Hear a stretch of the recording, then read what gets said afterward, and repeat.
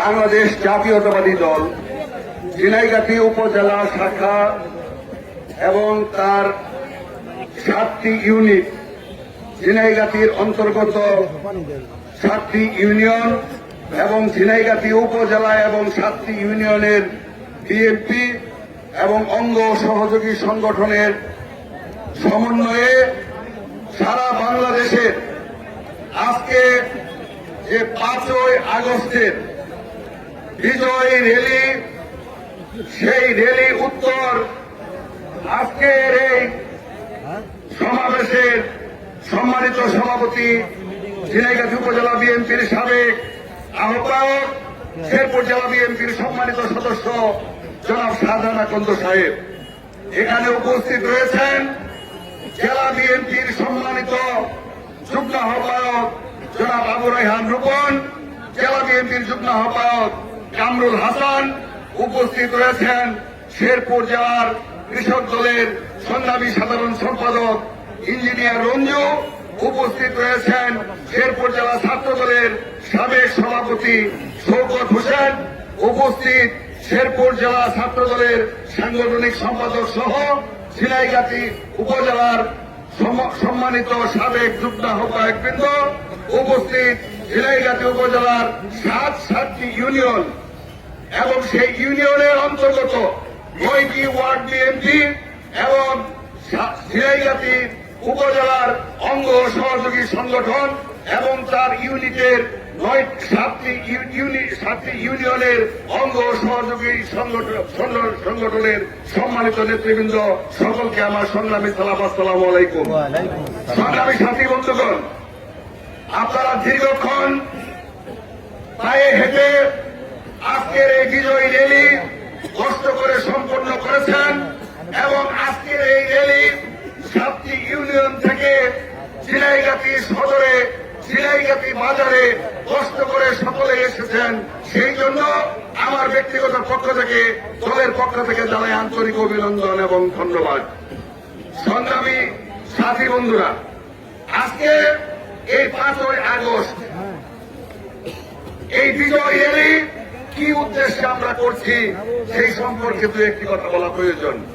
সংগ্রামী নেতৃবৃন্দ, সম্মানিত ঝিনাইগাতিবাসী, আপনাদের সকলেরই স্মরণ আছে এই বাংলাদেশের ইতিহাসে, বাংলাদেশের স্বাধীন হওয়ার পরে এই ফ্যাসিস্ট শেখ হাসিনা সরকার জগদ্দল পাথরের মতো বিনা ভোটে আমাদের কাঁধের উপর গত 15.5 বছর রাজত্ব করেছে। ভাইয়ের আমার, শেখ হাসিনা এমন একটি সরকার ছিল, এই উপমহাদেশে এরকম ফ্যাসিবাদী সরকার, এরকম স্বৈর শাসক, এরকম একনায়কতন্ত্র কায়েমকারী শাসক, জনগণের বিচ্ছিন্ন এরকম সরকার এই উপমহাদেশে আর একটিও খুঁজে পাবেন না। প্রিয় ভাইরা, সেই স্বৈরাচারী শেখ হাসিনার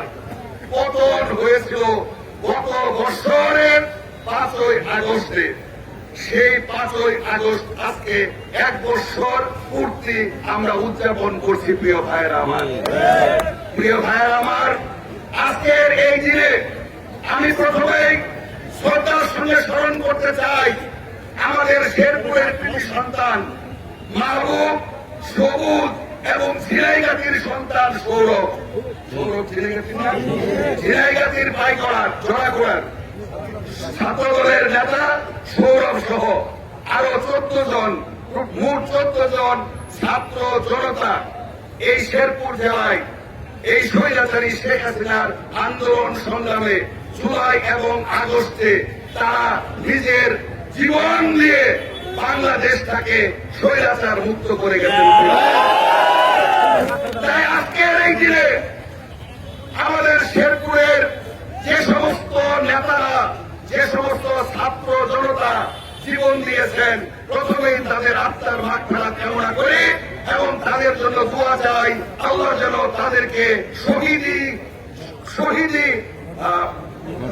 হিসাবে তাদেরকে কবুল করে নেন। প্রিয় ভাইয়েরা আমার, এই জুলাই আগস্টে প্রায় 30,000 নেতা কর্মী ছাত্র জনতা কেউ হাত হারিয়েছে, কেউ পা হারিয়েছে, কেউ চোখ হারিয়েছে, কেউ বা বন্ধুত্ব বরণ করেছে, আজও তারা চিকিৎসাধীন আছে। প্রিয় ভাই, আমরা সেই সমস্ত অসুস্থ ছাত্র জনতা মেহনতি মানুষদের জন্য এই সমাবেশ থেকে আমরা দোয়া করব, আল্লাহ যেন তাদেরকে সুস্থ করে আমাদের মাঝে তাড়াতাড়ি ফেরত দেন। প্রিয় ভাইয়ের আমার, প্রিয় ভাইয়ের আমার, সেই 15.5 বছরে আমাদের নেতা জনাব তারেক রহমান সাহেব এই বাংলাদেশ জাতীয়তাবাদী দল সহ সমস্ত বিরোধী দলকে ঐক্যবদ্ধ রেখে সেই বিদেশে থেকে বাংলাদেশের মানুষের সঙ্গে বাংলাদেশের নেতৃত্বকে ঐক্যবদ্ধ রেখে বাংলাদেশের নেতা কর্মীদের সাহস জুগিয়ে খোঁজ খবর রেখে আন্দোলনের ভিত্তি স্থাপন করেছিলেন তারেক রহমান সাহেব।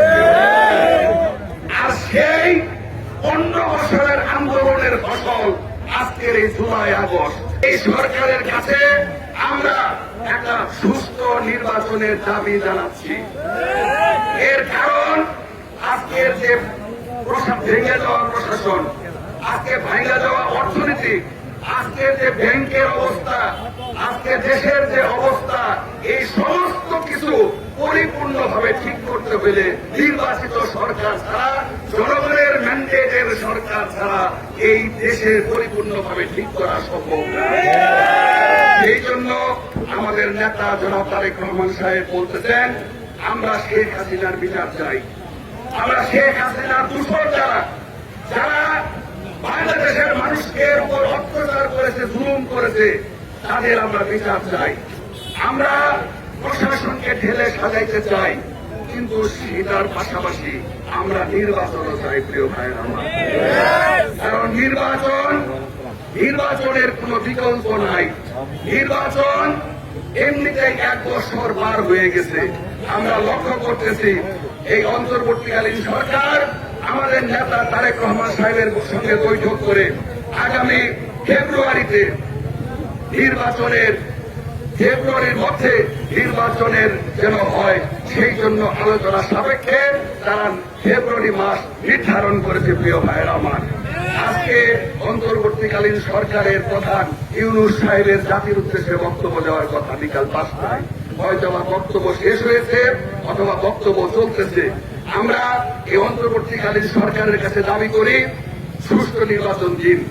জনগণ দীর্ঘদিন পরে ভোট দেওয়ার সুযোগ পাবে।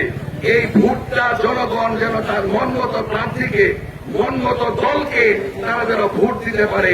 কারণ নির্বাচিত সরকারের, রাজনৈতিক সরকারের কোন বিকল্প নাই।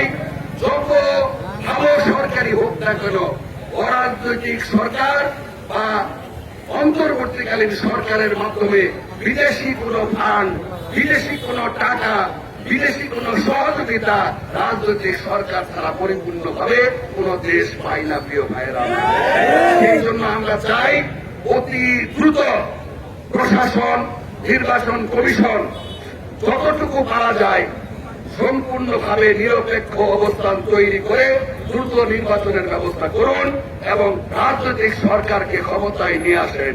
যে দল ক্ষমতায় আসবে আমরা বিশ্বাস করি আগামীতে তার মাধ্যমে এই বাংলাদেশের যে ছেলে মেয়েরা, বাংলাদেশের মানুষরা জীবন দিয়ে শহীদ হয়ে যে স্বপ্ন দেখেছিল বাংলাদেশকে উন্নতির শিখরে দেওয়ার, বাংলাদেশের গণতন্ত্র ফিরাইয়া দেওয়ার, বাংলাদেশের মানুষের কথা বলার অধিকার দেওয়ার, এই শহীদদের আত্মা, তাদের বক্তব্য যে বৈষম্যমূলক সমাজ ব্যবস্থা ভাঙার, এই যে বৈষম্যমূলক ছাত্ররা যে আন্দোলন শুরু করে শেখ হাসিনার পতন ঘটাইছিল, আমার বিশ্বাস যে নির্বাচনের মাধ্যমে জনগণের সরকার প্রতিষ্ঠিত হলে দ্রুততম সময়ের মধ্যে সেই শহীদদের আত্মা শান্তি পাবে এবং তাদের যে ইচ্ছা, তাদের যে আশা, তাদের যে আকাঙ্ক্ষা, সেই আকাঙ্ক্ষা ইনশাল্লাহ পূরণ হবে। প্রিয় ভাইয়েরা আমার, প্রিয় ভাইয়েরা আমার, বক্তব্য দীর্ঘায়িত করবো না।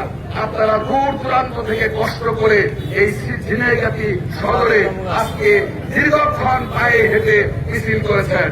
আমরা যে কথাটি বলতে চাই, আমরা গত 15.5 বছর নির্যাতিত ছিলাম যারা বিএনপি করি।